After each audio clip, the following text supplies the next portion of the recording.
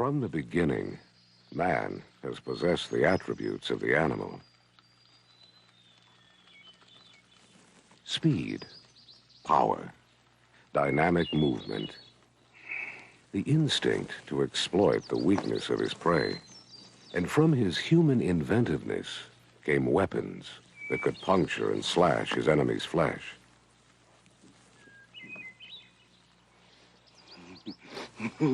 In his struggle to survive, he developed tactics to heighten his advantage.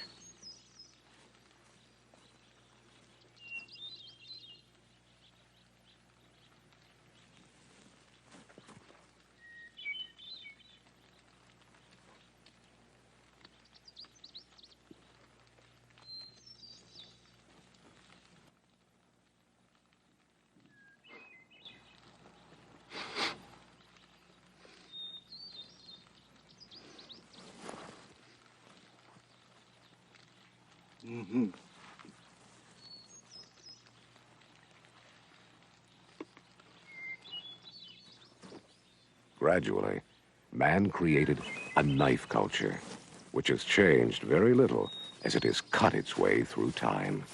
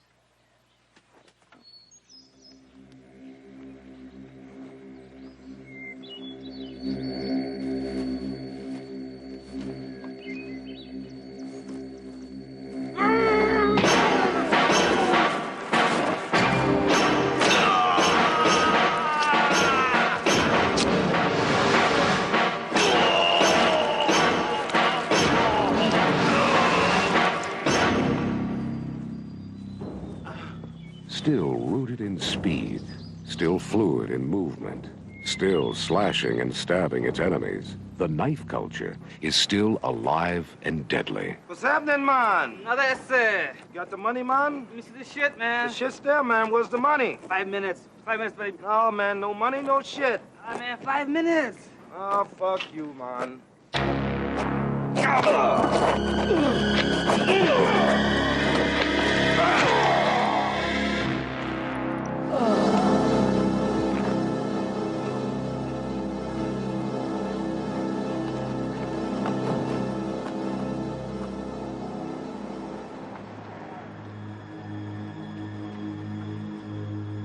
Unit 708, I'm on the scene.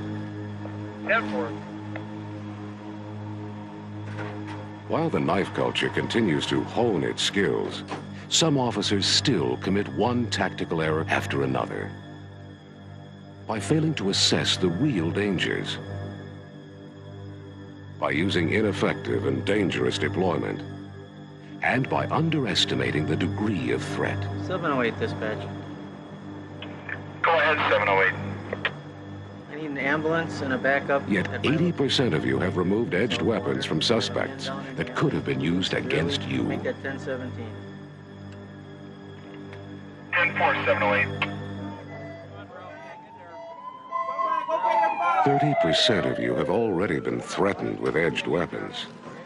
And if an assault is attempted against you, there's a 1 in 3 chance that you will be wounded. Sergeant, take his gun belt off. I got the buddy. Everything's gonna be all You need right. to put an occlusive drip in. Okay. I need a blood pressure. Survive, all right? We'll breathe in here, buddy. Breathe in shallow. Got a pulse yet? 130 and regular. In the last 10 years, injuries to officers from edged weapons have increased 92%. Got wet breast zones on the left side. 2, 3.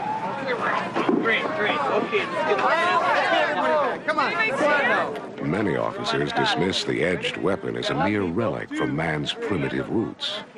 But this relic still has the intent and means to destroy the enemy. And today, in the eyes of the knife culture, the enemy can be you. You ready to intubate? 2. Our goal is to help you avoid becoming an edged weapon statistic by teaching you how to make a proper threat assessment, how to select the proper force option for dealing with knives, and how to react with control. Over his eyes. No pulse.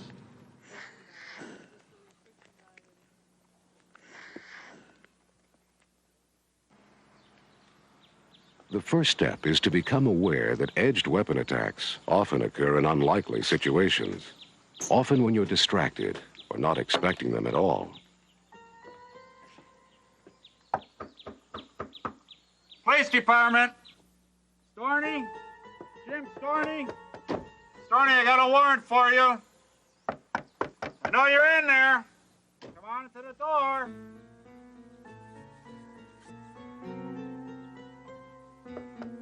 Storney, open up.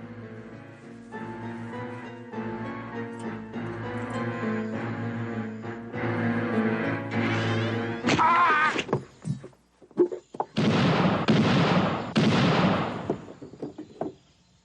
Where are you guys? What's going on? Oh, God, good guy.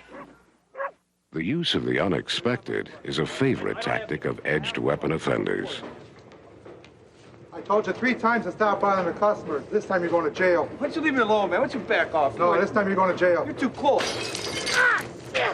Some survivors have found this out the hard way. The basic perception if you get into a knife attack is there's going to be one single thrust. You're going to cleanly and effectively block it, and that's going to be the end of it. You're going to apply a little bit of your academy-taught self-defense. You're going to bend that knife out of his hand and arrest the bad guy, and that's the end. It doesn't work that way, sports fans. Things go from bad to horrible real quick. Right away, you're in deep shit. You're in bad shape. You're in a bad place. Faster than you ever perceive it happening to you. When I first saw that knife, it surprised the hell out of me, to be honest with you. For one thing, it wasn't your normal 3-inch buck knife that usually most of your street people carry or whatever. It was subsequently learned that he was a butcher at a local slaughterhouse, and this is an implement he used to slaughter beef with. It was about an 8-inch bone-in fillet knife. And it was bright out. It was 6:30 in the morning and during the summer, and there's just something that kind of spooky about looking at an 8-inch knife with the sun gleaming off of it. In this case, at first, I never saw the knife. I backed up, and when the suspect came out, he lunged at me. I saw something, and I didn't know what it was, in his right hand. And I was about 5 feet away from him. And the next thing, we were on the ground. I was back down. He was on top of me. I felt a couple of blows to my stomach area, mid-stomach area, and then from then, we just, we kind of locked, and it was then trying to take him into custody. And the whole time this was going on, he kept stating that he was going to kill me. And I was unable to take him into custody. I only managed to get one handcuff on him. I said a little prayer in my mind and started calling for another officer. When I went to the bottom of the stairs after entering the house, where I had noted that the door had been broken open, I approached the stairs and hollered up the stairs, and the 2 offenders came around the stairs and down the stairs towards me. That was the only way for them to get out of the house, past me. I produced my .45 semi-automatic pistol and told them to put their hands up in the air, and the one closest to me reached up and grabbed the barrel of my gun. As he did that, I pulled him towards me, grabbed him by the throat, but he had a free hand.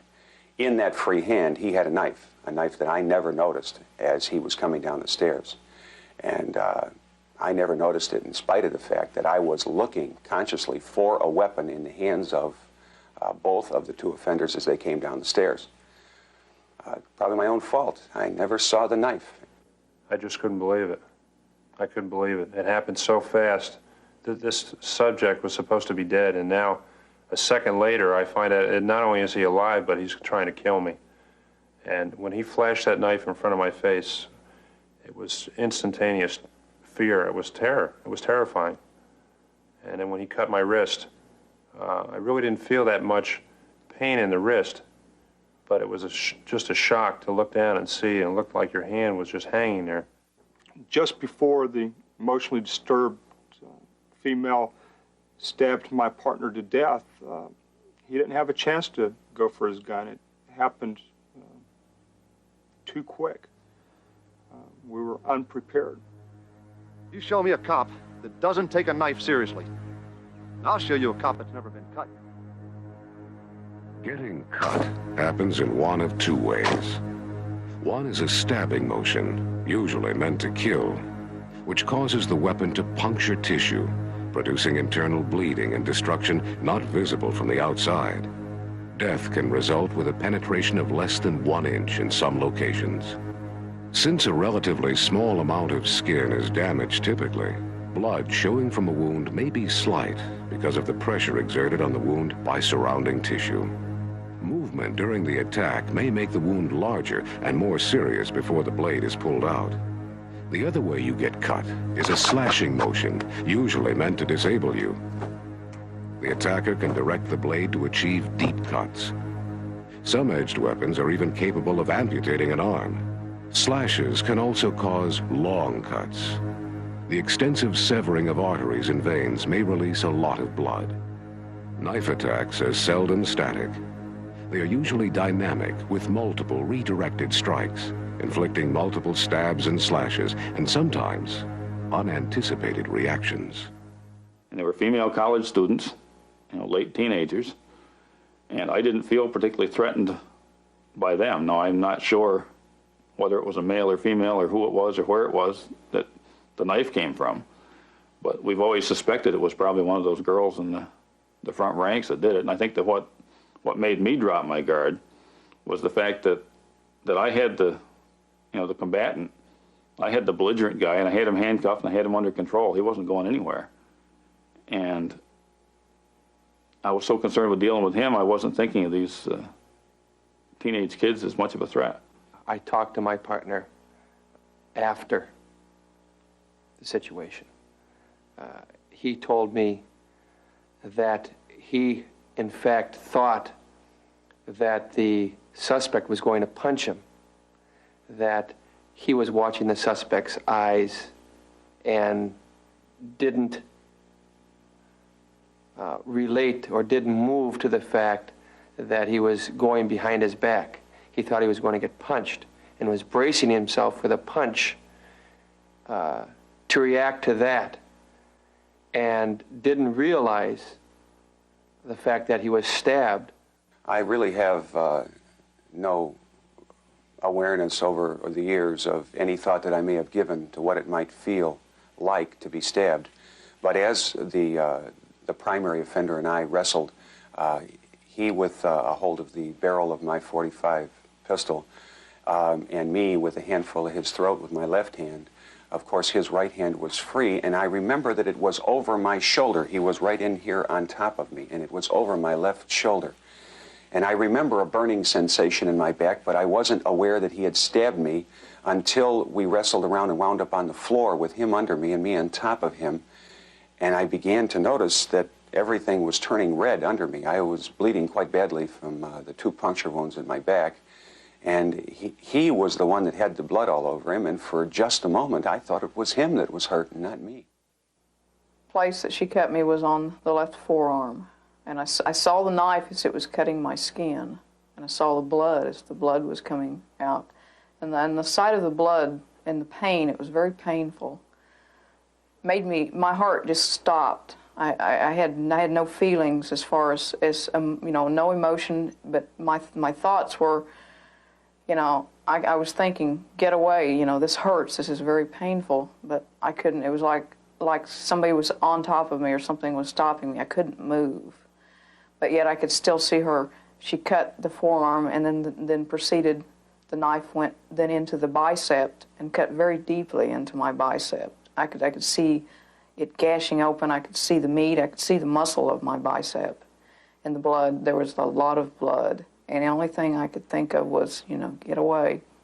And she swung again, and this time getting the right forearm, much larger cut than the first time on the other forearm. And then I saw the knife go into the right bicep, and this was even deeper cut than the other side also. And I could see the tendon in my arm. In a split second, he just reached down and produced a 13.5-inch butcher knife and just flashed it right across my face. He slashed my left wrist. At that point, it was horrifying. I saw it look like my hand was just hanging there, and it was just terror. I was scared to death. And the one thing I wanted to do is I wanted to get away from him. I wanted to put some distance between us. So when I turned around to try to get out of that shed, he just literally exploded off of that garden tractor, and he grabbed a hold of the back of my jacket. Well, when he grabbed a hold of the back of my jacket, he continued to stab me as I was running, trying to get him off of my back. He stabbed me in my right shoulder, where he cut through the rotator cuff in my shoulder. He then stabbed me in my left shoulder. He stabbed me right through the center of my back, which went all the way through my uniform and the body armor. I continued to run, just trying to get him off of my back. And then he stabbed me the last time in the left side of my chest, which that one collapsed my lung, and that was devastating. That was just, it's hard to describe just how bad that hurt. He collapsed my lung. I couldn't breathe. I finally was able to get my gun out of my holster and just put it over my shoulder and fire. I knew that I just had to get him off of my back. I thought that that was the only way that I was going to survive this. I wasn't able to shoot him. I shot him in the side of the neck and the chest area. He fell off of my back. I staggered probably another 10 feet, where I fell into the arms of my partner, face first into the ground, where I wound up just lying there. The older brother took a utility knife, just a little 1.5-inch long blade, out of his pocket and tried to slash my throat. He wanted to cut my throat. And I saw it coming out of the corner of my eye, not realizing it was a knife. I just saw a movement and blocked it, and it cut from my nose here all the way across under the nose and filleted my entire face open all the way down to my neck area here. It took about 80-some stitches to close the wound. Almost died from loss of blood, and had to go through a series of operations and microsurgery to get me back to normal. I spent 2 weeks on a life support system. But odd things. It was cold, of course, being November. When he hit me, the pressure of the punch and the shock of the punch, and also the blade, the direction that it traveled, cut my nerve. So I didn't feel any pain. Didn't know I was cut. Unlike the Hollywood depiction of the single telegraphed strike, most edged weapon attacks against police are much less predictable and involve subjects whose behavior may not be so obvious. You're safest to treat any call as having some potential for an edged weapon attack. But realize that certain situations tend to carry great risk. For example, in making a traffic stop, a lack of caution in contacting the driver may bring you within range of common cutting weapons. Hi there. Say, do you have a driver's license? You just rolled through that stop sign back there. And your partner may not even be in a position initially to help you or even see any threat. He's here somewhere. No problem. Something with your photo, name on it, that'll be fine.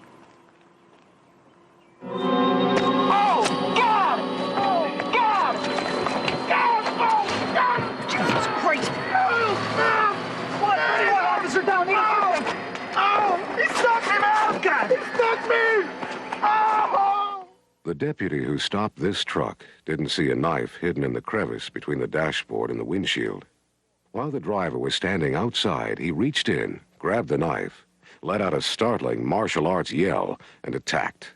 The deputy was stabbed 9 times in the stomach, arm, shoulder, back, and ended up losing a kidney. On your vehicle stops, do you consider that a violator may have rigged up a scabbard in the armrest, allowing him to quickly arm himself? Or that he may reach toward you with a driver's license that he's altered with a razor blade taped to the back? Even a common item, like an ice scraper, given the right offender and motivation, can suddenly become an edged weapon you may not be expecting. Keep them out. Nice and cool. Moving in for an arrest, you're necessarily close. Be nice. Hey, come on, stand up, okay? Come on, stand up. Without good tactics, you make yourself vulnerable to an incredible array of edged weapons. Just a sampling of what's available is indicated by these knives recovered by courtroom officers. And these weapons, taken from a search of students at a public school. Of course, you're aware of the balisong, or butterfly knife, whose folding handle aids in concealment. And you've probably seen a knife that looks like a ballpoint pen. But are you familiar with the Mexican sacatripe, used for gutting sheep and other warm-blooded animals? Or the butane lighter holder that conceals a push knife in back? Or the bracelet that pulls open into a knife? This commercially available rig gives an offender ready access to throwing darts hidden up his sleeve. This kind of money clip has more of a point to it than just holding cash. And a carrier like this, easily hidden under a shirt, can quickly arm a suspect with this wicked weapon. Tonto knives, among the deadliest fighting knives, have incredible penetration capability because of their special blade configuration. Plus, they can be used to crush a human skull. The ballistic knife can either be used for conventional slashes or stabs, or fired with deadly results by a powerful spring in the handle. There's also hidden danger in this lipstick tube, popular with prostitutes. Also sold on the open market is this key that opens into a knife, and this bear claw necklace. Adding to the threat are a host of improvised weapons, sunglasses that can be flicked to poke out your eyes, fish hooks hidden in earrings or stuck through pant legs to rip your fingers on a pat-down, boots with protruding spikes, a baseball cap with razor blades sewn to the back, which can be swung by the bill to cut your face. Even something like this mace, made by a teenager with lead and spikes in his workshop. Yet it's easy to forget the possibility of being confronted by one of these, isn't it? Have you ever turned your back on a suspect because you assumed he was unarmed? How many times have you allowed an unsecured arrestee to put his hands within easy reach of a pocket that might contain a weapon? Have you ever noticed how some officers drop their gaze and never tap into folded hands as a danger cue, or enter the inside position directly in front of an offender in the area he can control with his hands and arms? And how often have you seen or used the wall search,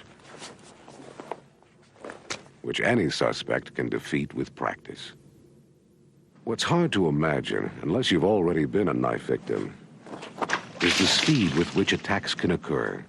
Switchblades and gravity blades can be drawn and used instantly. Folding blades, like buck knives, can be locked in place when drawn, even with one hand. Watch how fast someone who's really skilled can get into action with a knife.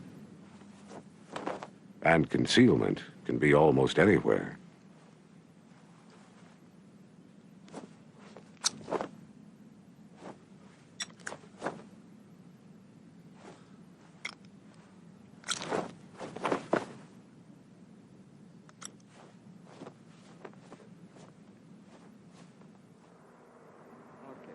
Oh, yeah, little man. Come on. Sometimes poor tactics give an unarmed offender access to an officer's duty knife. Do your escort procedures make sure it stays secure? Okay, let's go to the car.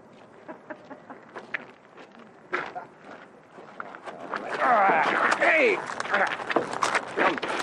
Come on. Hey, little pinky. One circumstance where you can anticipate edged weapons is the disturbance call. In fact, more officers are knifed during disturbance calls than in all other situations combined. Police! Police department! Hey, what's going on here? Do you watch all the people who may be at the scene? You guys are making a lot of noise. What is the problem? Do you stay aware of everything around you that could be a weapon? Okay, I'll take care of this. I want to get out of this house. He's ripped me off for the last time. He's taken everything I own. Right away, he wants to clear out of the refrigerator. Yesterday, he took everything I owned.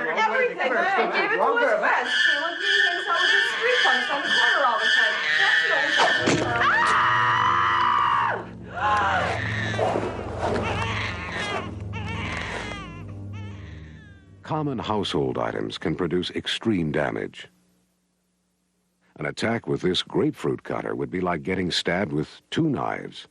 And screwdrivers are the second most popular edged weapon used to commit civilian homicide. Take a guess at what common household item caused this fatal chest wound. This table fork. Time is court in session still today. Officers who fall victim to edged weapons usually commit at least one critical error, like misreading what could be a weapon, or misjudging the subject.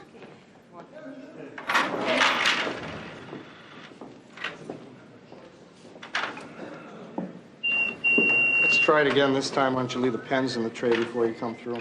Sure.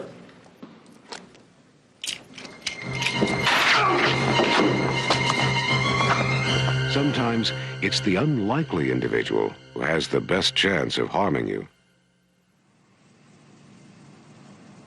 Tragically, it's been estimated that 1 out of every 4 edged weapon attacks could be prevented if updated intelligence information were known. Squad 21 to the dispatcher. Squad 21, go ahead. 10-7 with a violator, 41 southbound.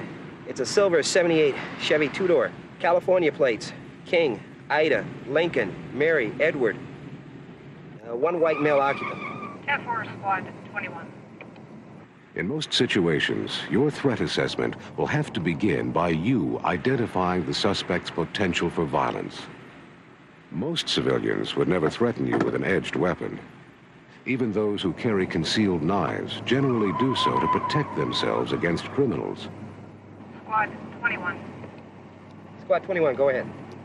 Squad 21, be advised there's a possible local open warrant for DWI on that subject. The flight list to a Ron Thomas of Los Angeles. The warrant is on that subject. 10-4. But some will turn against you, if frightened or if provoked. Many civilians do live on the fringe of the knife culture. They're influenced by movies that glorify the blade, heroes who build confidence in fighting back against the bad guy. Shut your engine off! What the fuck do you want? I want to see your driver's license. What for? Christ, I'm only a block from home. Why don't you let me go?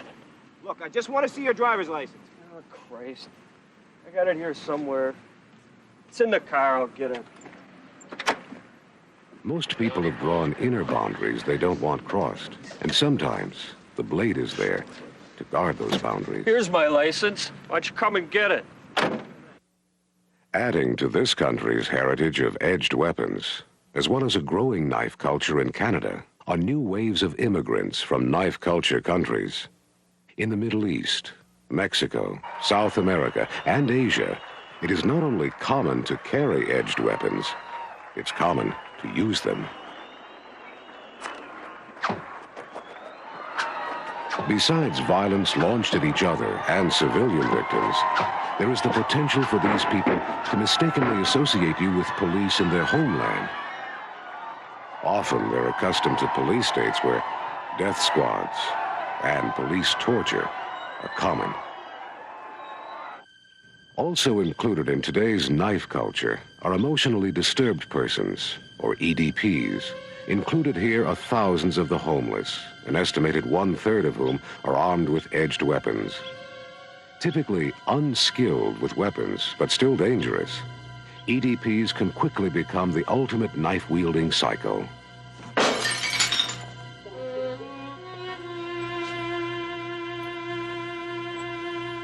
The edged weapon can hold a special power for them. It's part of their violent fantasies.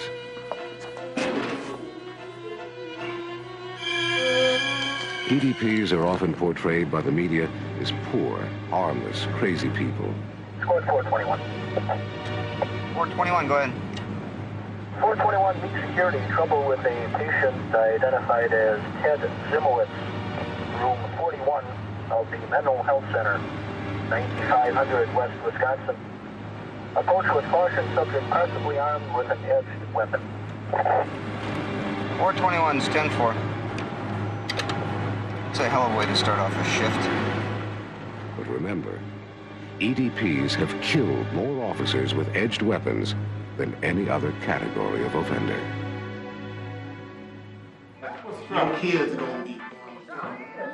To be especially feared are EDPs who do have edged weapon skills through military experience or learned while incarcerated. There are over 25,000 EDPs inside jails and prisons, and they're more dangerous when they're let out than before incarceration. Because of a paranoid fear of intrusion, your very presence may be experienced as an overwhelming threat. To him, the weapons he covets may be powerful crutches, and he knows you want to remove them to diminish him. Hey! My toilet don't work! Hey! My toilet don't work! My outback don't fix my toilet! Hold on a minute, Terry. Let me take care of this guy over here. Hey! Wyatt! Sir, I need you to come out of your cell. We have to move you down about 2 doors down. You need to come out now. Sir, can you hear me? You okay? Sir, we can do this either the easy way or the hard way. It's up to you, whatever you want to do. Sir, I want you to come out, and I want to see your hands now.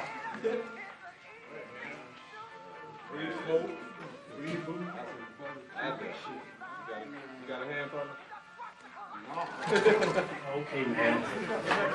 Okay. Don't fuck with me. Don't fuck with me. Let go of him now. Let go of him.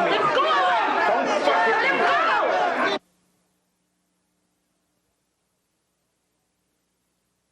What you're looking at is something you've never seen before, but you've heard about. Inmates in a maximum security prison practicing their edged weapon skills. This is one training ground for the group that lives at the very heart of the knife culture and is ready to take you on. Hardcore criminal offenders. They go to great lengths to develop the deadly talents their career survival depends on. They have the training, they have the interest, and sooner or later, they get good in the ways they train. With the use of an extreme telephoto lens, you can see close up how they practice in small groups, usually with several lookouts. They use toothbrushes or pencils to simulate knives, but there's nothing pretend about their goal. Some of the weapons are crudely constructed from makeshift materials, razor blades taped to toothbrushes, or hidden in match packs, or melted into pens. A safety pin straightened out and sharpened, pieces of plexiglass or metal wrapped with cloth for a handle, or tied to a cutting edge that can be swung. But prisoners with access to metal shops can produce more sophisticated edged weapons, like these. Prison gangs customarily have their own edged weapon makers with special tricks of the trade. A sandpaper grip or a cloth handle strap will help control the weapon when it gets bloody. Rust sometimes is deliberately used to complicate injuries. Pointed weapons can easily be converted into spears with rolled-up newspapers which have been soaked and dried to a hardened shaft. One correctional facility where a sergeant was killed reported 70 spear attacks on officers in a single year.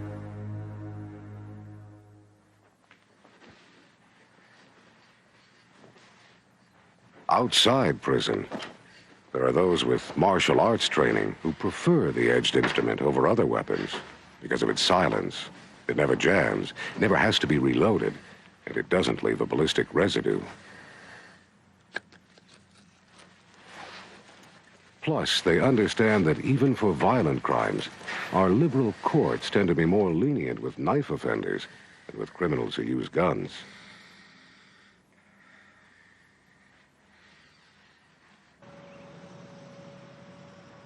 Unfortunately, a suspect's type may not always be obvious to you as a warning sign. Especially when nothing seems out of the ordinary. and when low light level or fast action make it difficult to see his weapon. These problems, of course, are multiplied when an edged weapon offender has backup.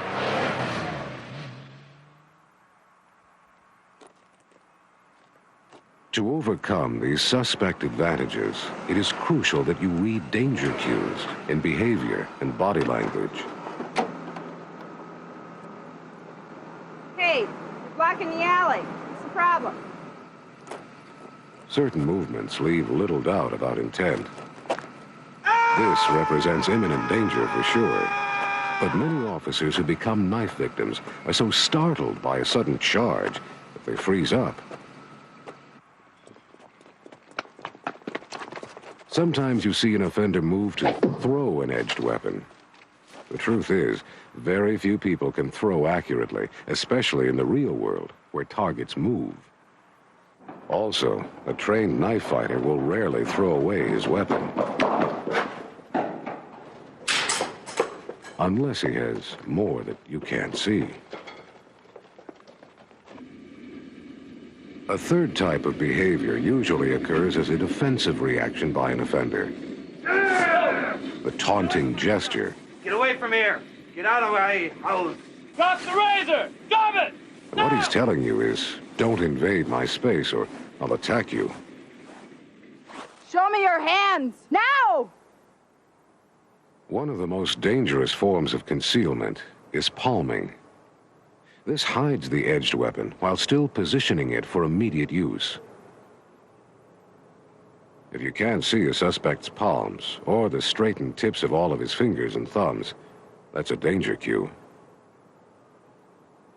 Another clue to assessing threat potential is how the subject is holding the edged weapon once it becomes visible.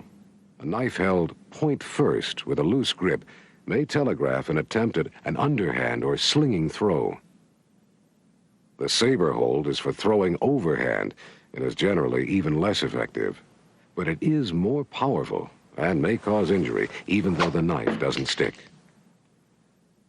The ice pick or Hollywood grip is how many officers envision being attacked. Either a novice or an expert can use it effectively.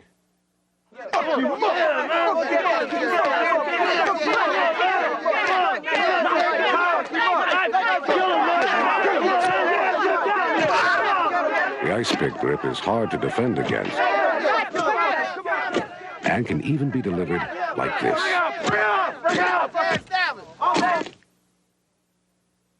The underhand grip lets an attacker slash as well as stab. He can hold the weapon in the hand furthest from you to protect it from disabling strikes. Then his forward hand can block or grab your arm to clear the way to the target. Another popular position is the diagonal underhand grip, which shows even more skill because the knife's edge can be rotated to cut in backhand as well as forehand movements.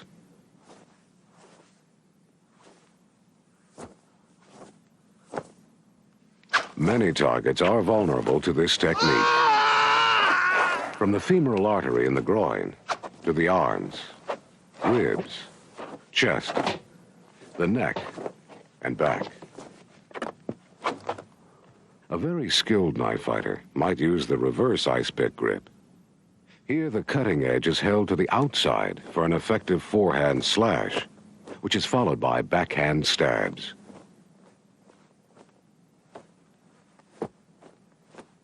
The crucial tactic for your buying time to assess a suspect and to protect yourself against an edged weapon you don't immediately see is this: control distance. Many officers, like the one on the left, really believe if they're close to the action, they're in control. But this attitude disregards the proxemics of the situation. That's the relationship between distance and the threat level produced by the weapon present. A common problem whether there's one officer involved or the whole shift. What about officers responding on the street below this offender? Are they too close to his gun threat? They're ignoring the concept of the reactionary gap, the distance you need from a potential threat to defend yourself if an attack is launched. For firearms assaults, a reactionary gap can be a half mile or more if good cover isn't available. To defend yourself against assaults from hands and feet, you need a reactionary gap of about 10 feet. Most officers think that's good enough for edged weapons too.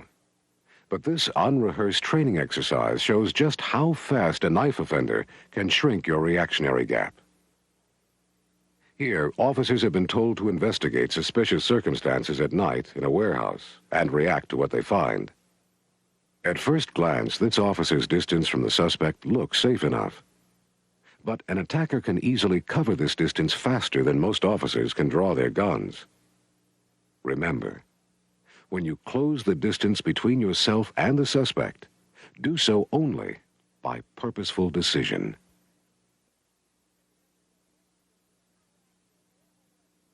In fact, at close distances, your only realistic option for controlling a suspect is empty-hand tactics. Yet when officers are asked how they would control a knife attacker, they usually say, "I'd shoot him," forgetting that they may not have time to in reality. Here, still unrehearsed, is what really happens when officers assume they can automatically use deadly force against a knifer. They stand their ground and try to draw. Or try to draw and disengage simultaneously. Or even worse, try to draw, fall down, and shoot. And they lose. Because time and distance work for the offender and against the officer. With a reactionary gap of about 1 foot or less, it's impossible for you to react quickly enough to even touch your holstered sidearm once the attack begins. At about 5 feet, the average officer can't even get his sidearm unholstered. Unless your sidearm or baton is already out, you'll have to rely on physical control at 5 feet or less. At about 10 feet, you might get your sidearm out, but you probably won't get a shot off. A suspect with a knife can close 7 paces and deliver deadly force in less than 1 1/2 seconds. For the average officer to deliver 2 rounds against an attacker who starts moving at 10 feet, the sidearm must already be drawn and ready to shoot. At about 15 feet, your chances get a little better if you're alert, anticipate danger, and are skilled with your equipment. But to deliver 2 rounds center of mass, your hand would already have to be on your sidearm when the attack begins.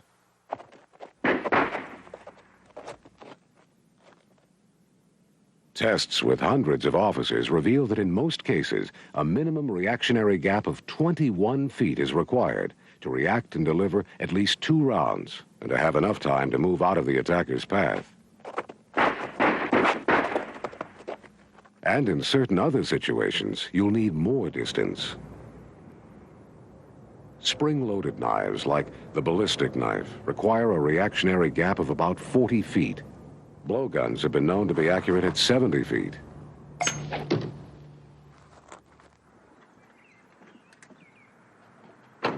What's the problem? There is no problem here. Well, you can go. Nobody called. Let me see your hands. Hey, just go. There's nothing wrong here. Let me see your hands and step from the porch. With this, an offender can control at least 150 feet. 05 to dispatch.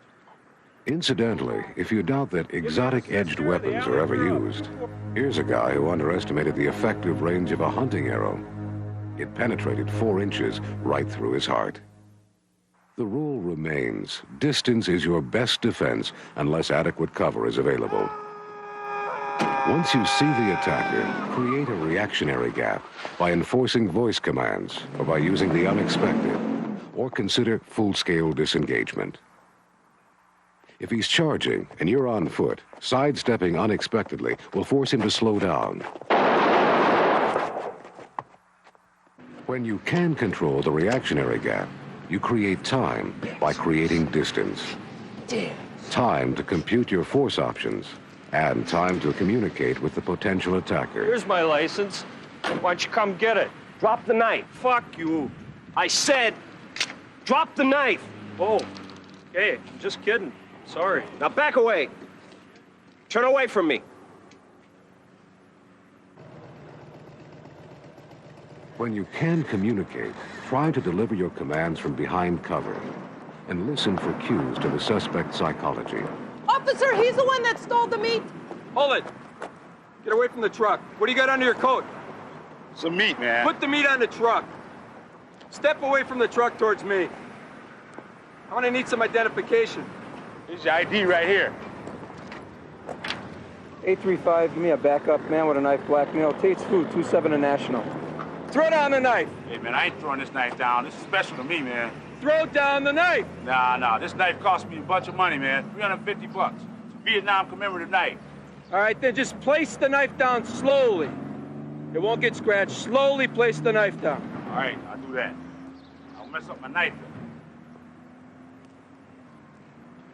Step away from the knife towards the auto.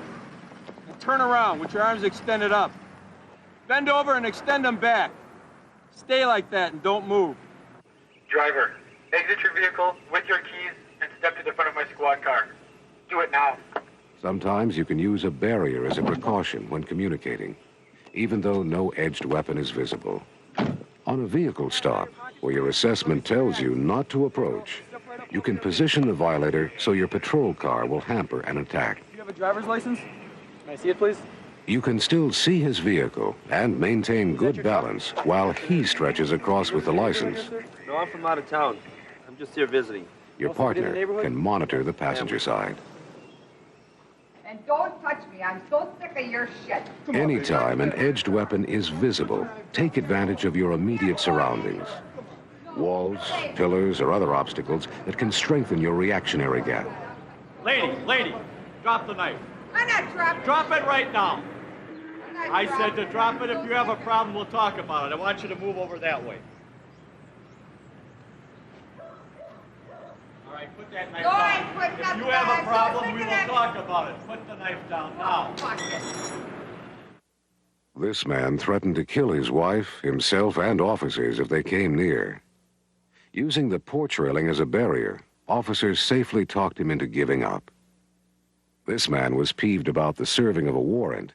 He started throwing shards of glass. The officer avoided injury by simply moving under the canopy, while other officers covered at a distance. Squad 762 to 762W. Be advised, I'm in position across from Paul's Jeweler on the northwest corner. 762W 10-4. I'm set up in the southeast corner. When moving in for an arrest, be tactical in closing your reactionary gap. Remember that in half of all officer fatalities, the death weapon was concealed prior to assault. Police officer, don't move! A sharp offender is going to be watching and waiting for you to make a tactical error. Whatever your arrest technique, assume that any suspect could have weapons and try to use them at any time. I want you to turn around real slowly. Start turning. Set him up for handcuffing that's free of palmed weapons. Keep going. Keep turning.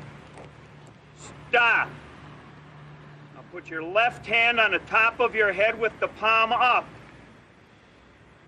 Put your right hand back. Bring it back. Thumb down. Keep it coming.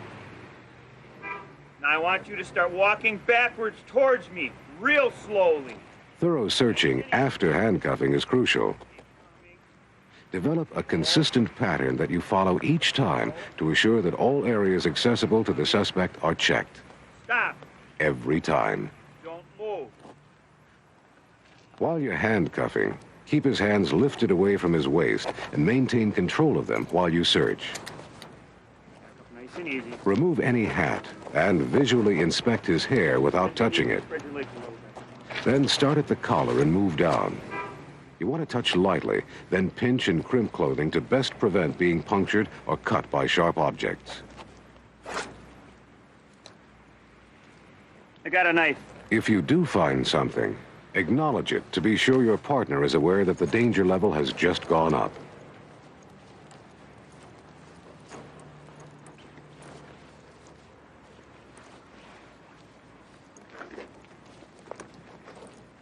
Remember, edged weapons can be hidden in seams as well as pockets. Pull down any jacket to help restrain his arms. Then recheck his upper body to search his inner clothing. Undo his belt to make searching his waistband easier, and check the belt and buckle for concealed weapons.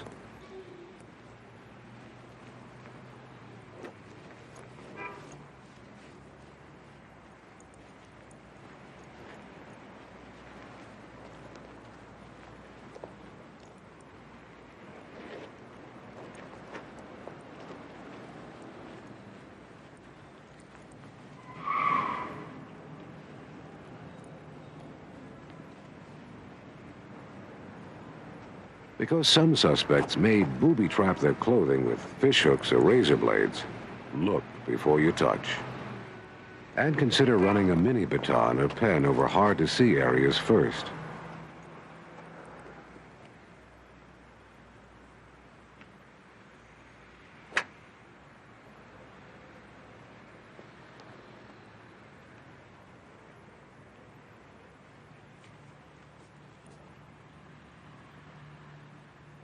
When checking a limb, be sure you search all surfaces and push up clothing when possible to see what may be strapped to the body. You got another knife.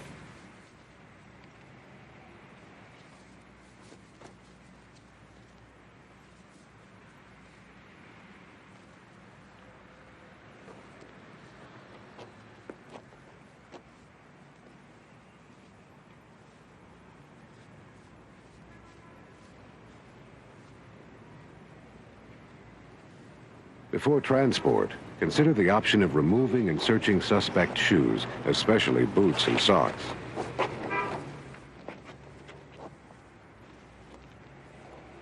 Edged weapons are sometimes hidden even in secret compartments under the sole, or in the heel. Wallets and purses can easily conceal edged weapons as well. If you find one weapon, keep searching. People who like edged weapons often like lots of them. This is a good point to remember when asking a subject for ID, as well as when you're searching.